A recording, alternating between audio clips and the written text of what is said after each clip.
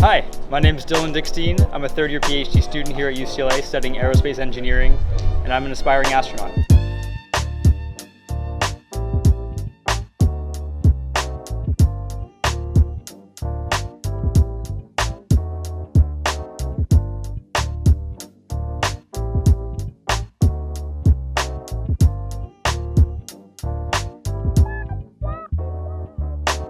We're at Weyburn Terrace, where I've lived for now the third year of graduate school, and where many other UCLA students live for their graduate studies.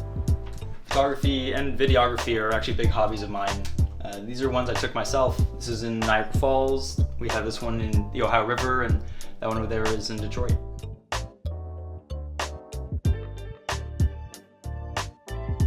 So right now we're outside of the classroom building where you take Russian. Right. Why are you taking Russian?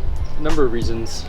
One, probably the most apparent, is that right now to fly as an NASA astronaut, you actually have to be able to speak and understand Russian to an intermediate level. Correct. I finished all my classes for the PhD, and I have my master's already, but now I have the flexibility to take classes that interest me, and Russian is certainly one of them for the astronaut thing. But in addition to the fact that I love languages. My mom's a French linguist, and my dad's a journalist, and I've grown up with writing and reading, and being culturally aware is a big part of something I aspire to be.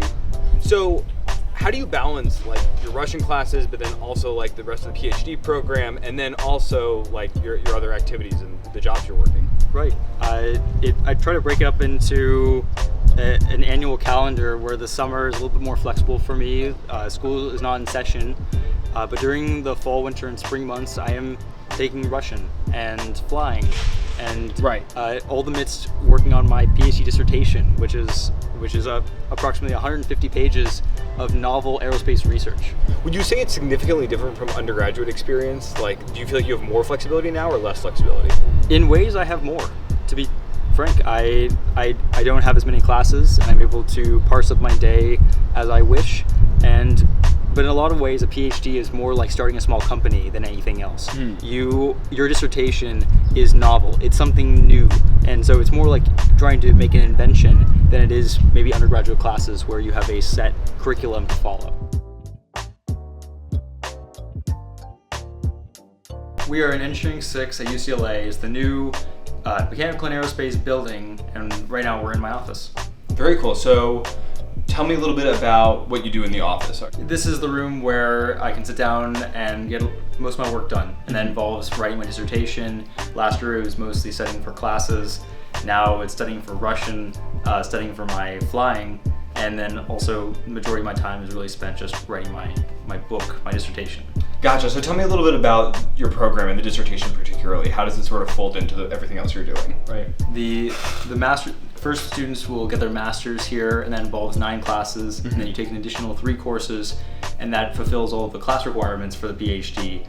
But then the majority of that time really to get your PhD is writing that dissertation, which involves novel research in your field. So for me, aerospace engineering.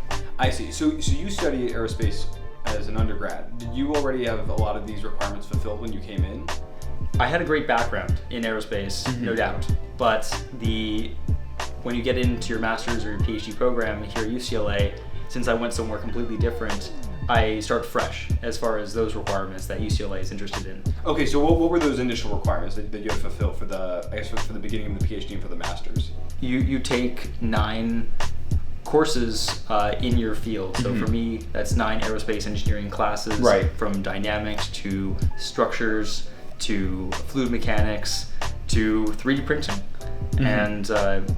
And then in the beginning, at the end of your first year, you take what's called the preliminary exam. And it's a test, a 2-day test, 4 hours each day. You sit down, and it essentially covers the gamut of what aerospace engineering is, and you need to pass this test. This sounds like a really stressful version of the SAT. Right. The SAT, but we're also testing you on space engineering. Yeah, imagine some standardized tests, but for rocket science. So what you're studying is literally rocket science. I'm fortunate enough to be able to say something like that. Amazing. So what is this? Right, this is our plasma gun. We named it Hefty, and it has a argon gas that we can ionize and turn into a plasma that is about 10,000 degrees Fahrenheit, and we can put that up against different materials and see how the material fares. So let me get this straight. So you take like a chunk of whatever you're working on and you put it in that holder? Right, that holder. And then an argon torch is what you're saying? Yeah.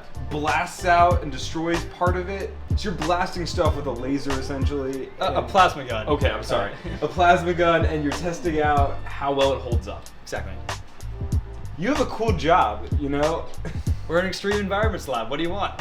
Very neat.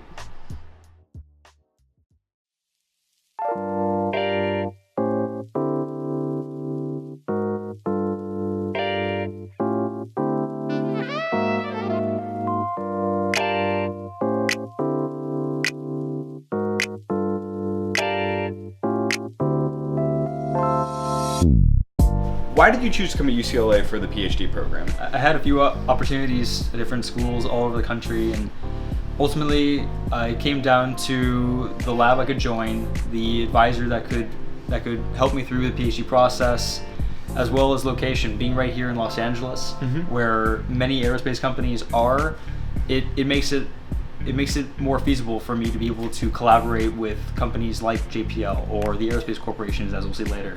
Right. In terms of the resources that you've been able to like work with while you've been here, it sounds like you've been able to work with a lot of different companies. You've been able to work with like state-of-the-art laboratory equipment. You also recently received funding from the NSF. Great. I was fortunate enough in this past April to find out that I'm one of the recipients for the NSF GRFP, National Science Foundation Graduate Research Fellowship Program, and it's going to help me through the rest of the PhD to be able to focus on my research and also be able to show whenever I'm giving a presentation or submitting a paper that I'm backed by this amazing organization. Astronaut wasn't my goal from day one. I knew pretty early I wanted to work on rockets. Like, rocket science definitely was appealing from age 5.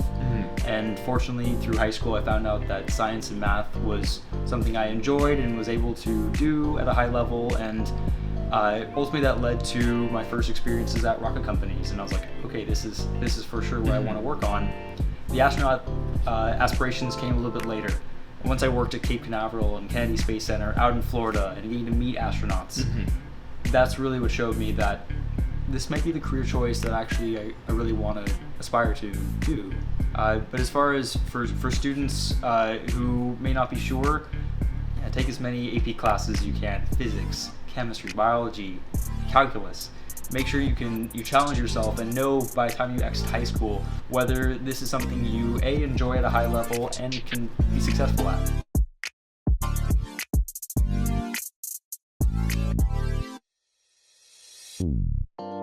We are at Omni Sushi on Broxton Avenue, which is the main eatery and pretty much the main happening place in Westwood, right next to UCLA.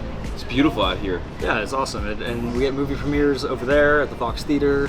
Tons of different food options, all different types of cultures and ethnic foods. Japanese right now, there's Mediterranean just down the street, and there's also Barney's Beanery, which is one of the main bars in town. Gotcha.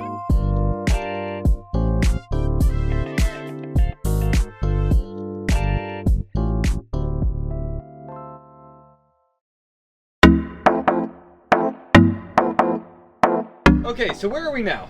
We're at Santa Monica Airport, where I do my flight training.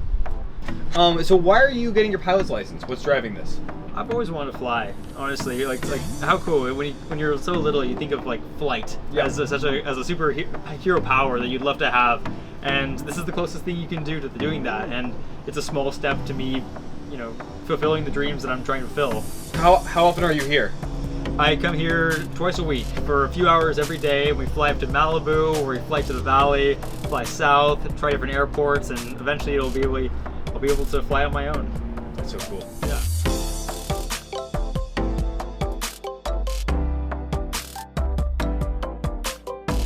Okay, so where are we now? We're at the Aerospace Corporation, which is where I do my experiments most of the time for my PhD dissertation. So why do you come here to do your experiments for your dissertation? UCLA's labs, as we saw, are fantastic, but there are certain things that we don't have that they have here. and we have a nice camaraderie between UCLA and the Aerospace Corporation. We're very local, and we've done a lot of projects together, and including this one where I do experiments on what's called secondary electron emission. And there's a big vacuum chamber that I use in a facility right in here. This is a hub for aerospace. You have Northrop Grumman, you have Boeing, you have Lockheed Martin, you have Raytheon. We're right next to LAX. And so if you need shipments in from the airport, you have that too. Right. And I guess you have the Air Force Base right here. Yeah, exactly. You have both government, private, commercial. This is the place to be for aerospace. So this is why you kind of came to LA for your PhD? Right. I ultimately, when it came down to where I wanted to study, having the companies that I would potentially work for later on right here where I was studying made the difference.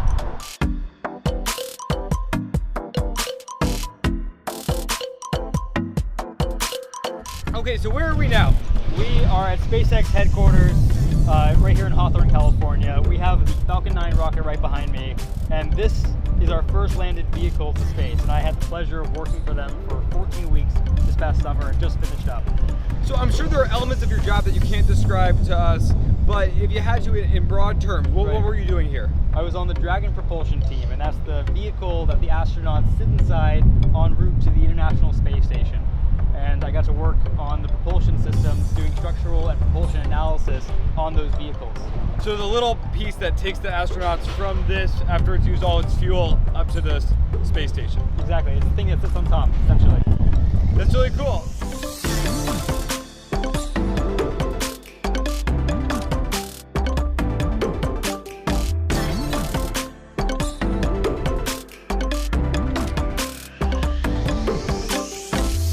Watching. If you want to learn more about top colleges, then like and subscribe.